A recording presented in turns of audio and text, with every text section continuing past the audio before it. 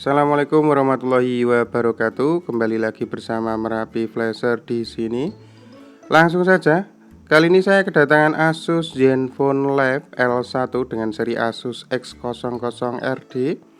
Datang dalam posisi mati total. Ini handphone mati total. Saya coba tekan power on, tidak ada respon sama sekali.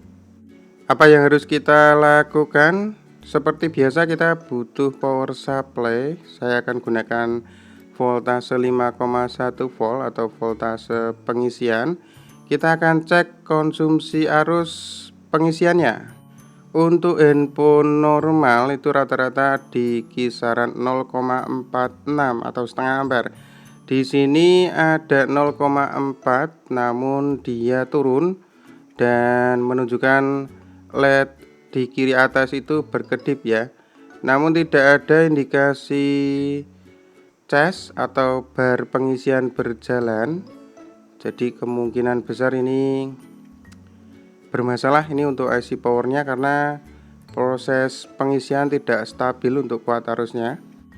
Berarti kita langsung saja untuk bongkar handphone ini. Kita akan cek lebih dalam. Handphone masih segel. Kita langsung fokus ke VBAT-nya dulu ya, karena kemungkinan besar handphone ini kita akan coba cek apakah memang short atau konslet, ataukah hanya kehabisan baterai. Kita akan coba cek menggunakan multimeter. Oke, ini baterai sudah saya lepas. Untuk konektor baterainya kita gunakan multimeter digital. Kita akan cek baterainya, berapa voltase yang ada di dalam baterai ini. Kita gunakan skala di DC ya. Untuk baterai normal kurang lebih 3,7 volt, sedangkan ini hanya 2,4 volt. Berarti bisa dipastikan voltase di baterai ini drop. Jadi kita harus suntik terlebih dahulu. Namun kita akan coba cek di hardware-nya ya, di mesinnya, apakah ini short. Kenapa bisa baterainya sampai drop 2,4 volt? Apakah memang short? Untuk proses pengecekan short mungkin teman-teman sudah hafal, pakai multimeter analog di skala kali 1 ohm. Harus diam ya di salah satu sisinya. Jadi probe kita tukarkan, kita harus cek. Ini kita dapati dia tidak bergerak, berarti tidak ada short terdeteksi. Namun kenapa baterai bisa drop sampai 2,4 volt? Kita akan coba suntik saja ya. Saya cek di sini masih 2,4, 2,5 volt. Jadi kita diwajibkan untuk suntik tegangan hingga mencapai minim 3,4 atau 3,5 volt. Kita gunakan power supply. Kita butuh tegangan 4,2 volt. Kita suntikkan baterainya. Step seperti ini jangan sering dilakukan ya, karena kemungkinan besar bisa merusak elemen baterai itu sendiri. Jadi untuk tegangan kejut seperti ini hanya kita lakukan kalau memang benar-benar voltase di baterai itu drop. Seperti ini 2,5 volt kita suntikkan dan menunjukkan 1,5 ampere. Semakin voltasenya naik, maka ampernya akan semakin turun. Jadi sudah saya percepat dan di sini baterainya sudah terisi 3,4 volt. Kita lanjut ke proses cek pengecasan ya. Yang tadinya naik turun, kita akan coba cek sekarang di voltase baterai 3,4 volt. Ini untuk konsumsi arusnya sudah stabil dan indikator baterainya sudah muncul untuk pengecasan. Berarti bisa dipastikan IC powernya masih bekerja. Saya akan coba hidupkan. Kita akan tunggu kenapa handphone ini bisa drop. Apakah memang ada permasalahan lain ataukah hanya memang baterai drop saja. Kita tunggu. Ternyata tidak sampai ke menu, dia langsung mati lagi. Apakah kemungkinan memang baterainya belum terisi penuh ya. Kita coba lagi, memang tidak ada indikasi lagi. Berarti bisa dipastikan untuk kuat arus baterainya ini belum bisa optimal untuk menghidupkan handphonenya. Jadi kita wajib untuk suntik lagi ini. Ya, ini turun ke 3,3 volt. Kita akan coba suntik lagi, akan coba saya percepat. Semoga saja setelah kita suntik ini handphone bisa terisi ya. Jadi kita akan coba cek proses pengisian kembali ke 5,1 volt. Kita tunggu untuk konsumsi pengecasan paling tidak di 1 atau 2% saja. Jadi agar baterainya terisi sedikit dulu ya. Kita tunggu.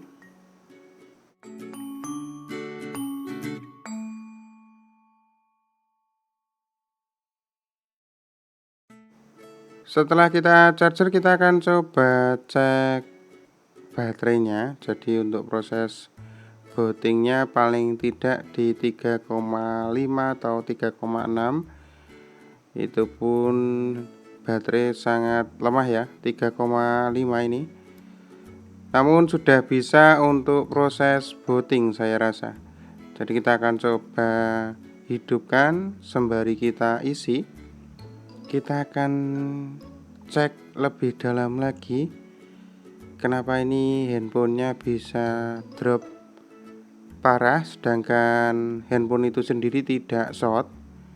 Proses pengecasan berjalan. Oh, ini permasalahannya. Jadi teman-teman bisa lihat ada lambang headset di atas.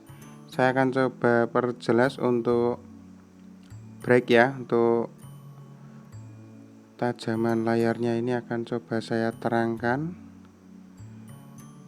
Ini baterai baru 1%, lambang headset muncul. Bisa saya pastikan ini kemungkinan besar karena tertancap speaker aktif ya. Dan saya coba, ini saya rasakan ada panas di bagian belakang mesin. Baterai masih tetap 1%, belum ada kenaikan prosentase di bagian charger. Dan handphone pun terpaksa mematikan dayanya. Jadi chargernya tidak masuk, handphone malah mati dan mesin pun panas. Oke, berarti kita langsung bongkar saja ya mesinnya, karena saya merasakan panas di bagian belakang mesin ini. Kita akan coba bongkar.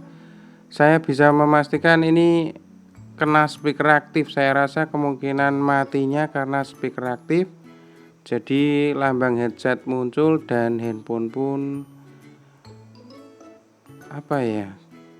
kena ke AC power ini saya rasa. Hampir sama di tipe-tipe Qualcomm. Kalau kena speaker aktif, colok salon itu kebanyakan larinya ke IC PM8937 atau PM8940. Kita akan coba cek apakah power ini memakai PM8937 ataukah PM8940. Kita cek.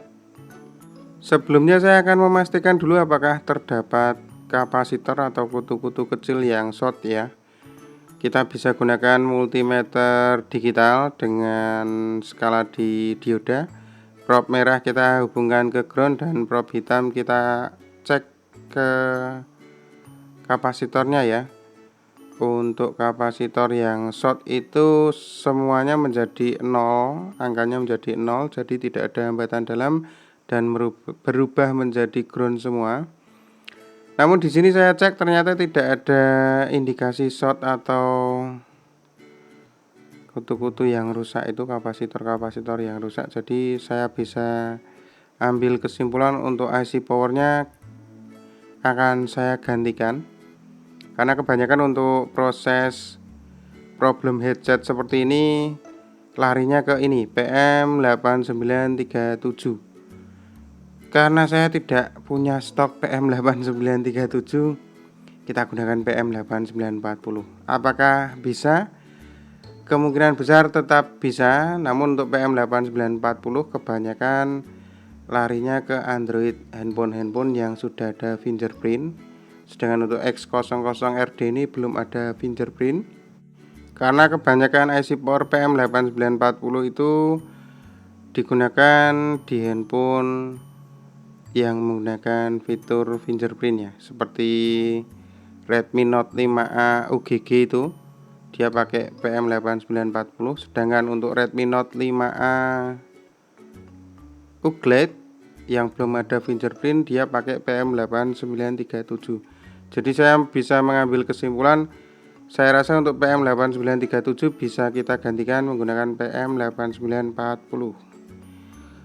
Untuk penggantiannya, blowernya tidak saya rubah ya. Mungkin teman-teman sudah hafal, untuk anginnya di 3 dan heaternya di kisaran 4 lebih sedikit. Kita akan copot untuk IC power yang bermasalah ini.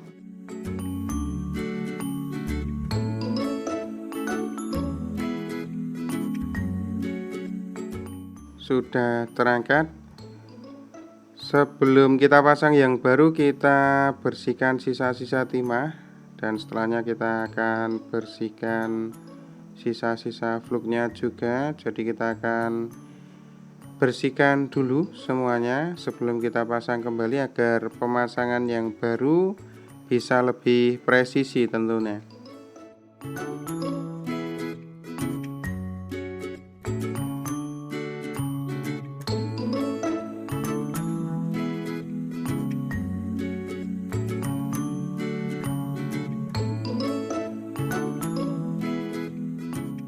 Siap kita pasang untuk IC power PM8940 untuk menggantikan IC power yang bermasalah ini, PM8937.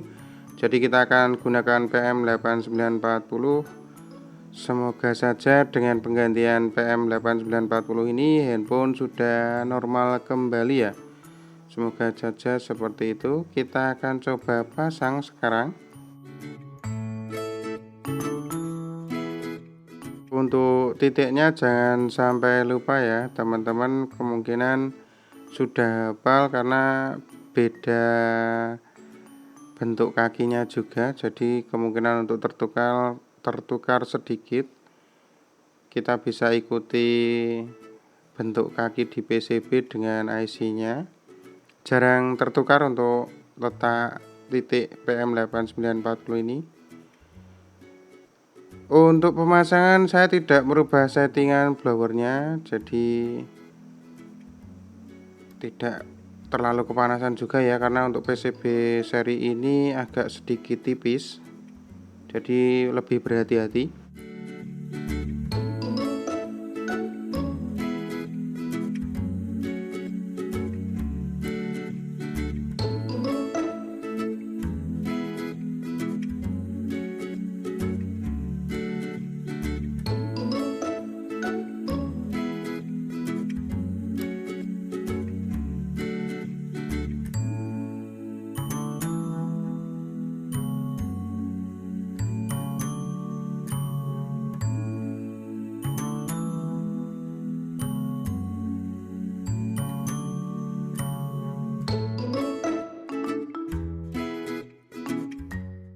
Usahakan lebih hati-hati ya, perlahan, pastikan presisi. Setelah terpasang seperti biasa akan coba saya bersihkan dan siap kita pasang tentunya. Semoga saja dengan penggantian PM8940 handphone sudah bisa hidup kembali.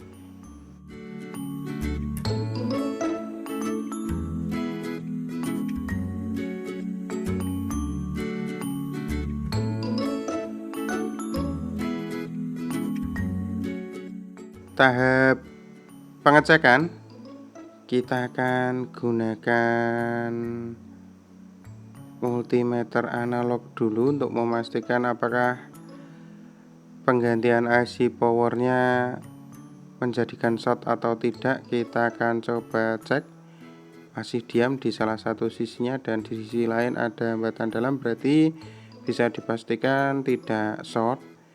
Kita akan coba pasangkan tanpa menggunakan kamera. Jadi kita hanya pakai mesinnya saja ya. Semoga saja lambang headset sudah tidak muncul.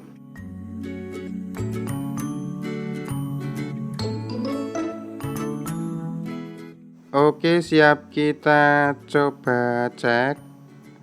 Setelah penggantian IC power PM8940, saya gunakan voltase 5,1 volt dulu. Apakah proses chargernya berjalan? Oke, stabil ini di 0,4, berarti bisa dipastikan untuk indikasi bar sudah berjalan. Saya akan coba hidupkan dan kita akan coba tunggu hingga masuk ke menu tentunya.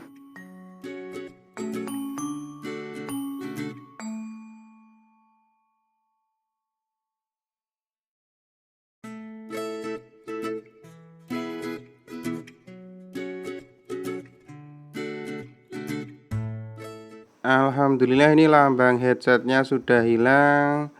Untuk prosentase baterainya juga sudah stabil, sudah meningkat. Sedangkan panasnya juga sudah tidak berlebih, normal. Langkah selanjutnya berarti apa ya? Kita akan coba cek di suara, kemungkinan apakah sudah berhasil. Kita akan coba masuk ke setelan, kita cek di bagian suara dan nada dering. Setelah ini kita akan coba cek.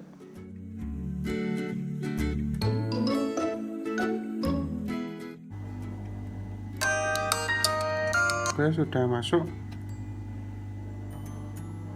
Coba kita akan pilih.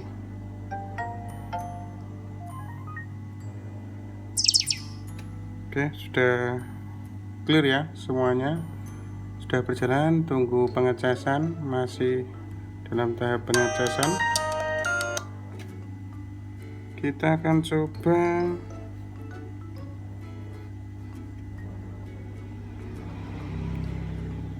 berarti ini semuanya sudah clear. Handphone sudah tidak panas lagi, sudah aman. Berarti setelah ini kita akan coba cek di bagian sinyal. Apakah dengan penggantian IC power sinyalnya bermasalah atau tidak? Kita coba cek. Setelah ini akan saya bersihkan dulu dan saya segel tentunya.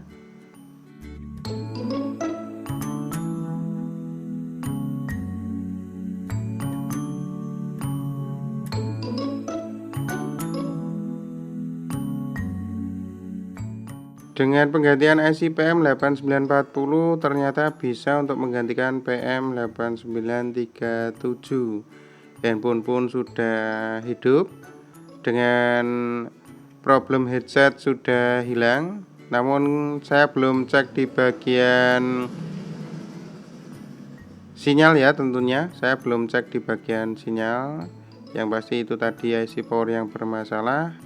Kali ini kita akan coba cek di bagian sinyal untuk finishing. Akan coba saya percepat.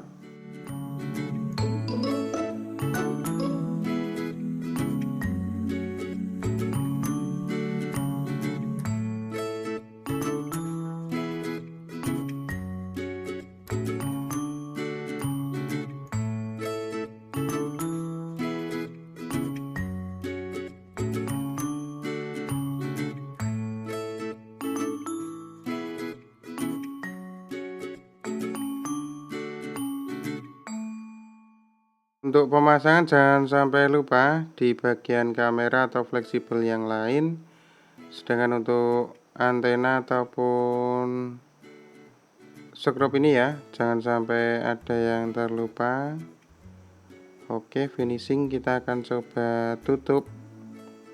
Dan kita akan masukkan kartu SIM yang masih aktif tentunya, untuk memastikan apakah setelah kita gantikan IC power sinyalnya bermasalah atau tidak.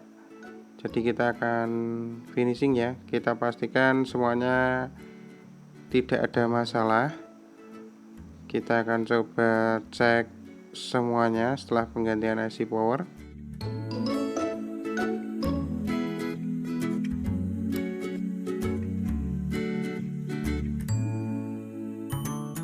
Oke, proses chargernya berjalan normal, indikator barnya sudah tampil.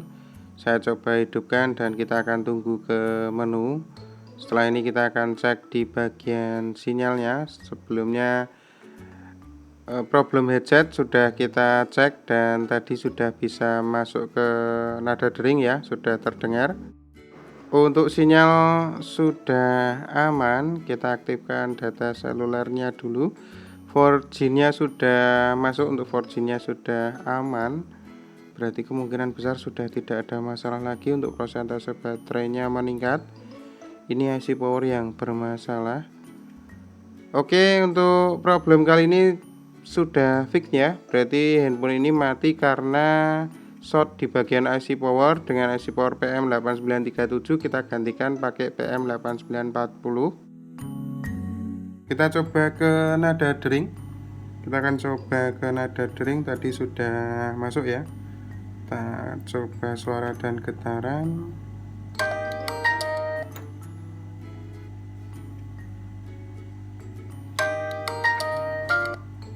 Sudah masuk. Untuk notifikasi defaultnya kita akan coba.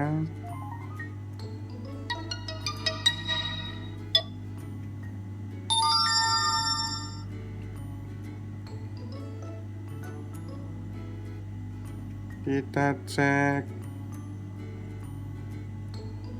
sinyal ya. Kita cek sinyal.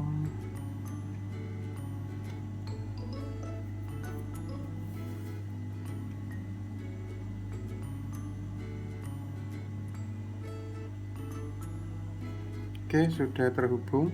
Pesan ke semua tri. Cukup nelpon 1 kali ke semua tri dengan tarif Rp39 Ya, semoga tutorial kali ini bermanfaat. Akhir kata dari kami Merapi Flasher. Jangan lupa like dan subscribe-nya. Wassalamualaikum warahmatullahi wabarakatuh. Mantap.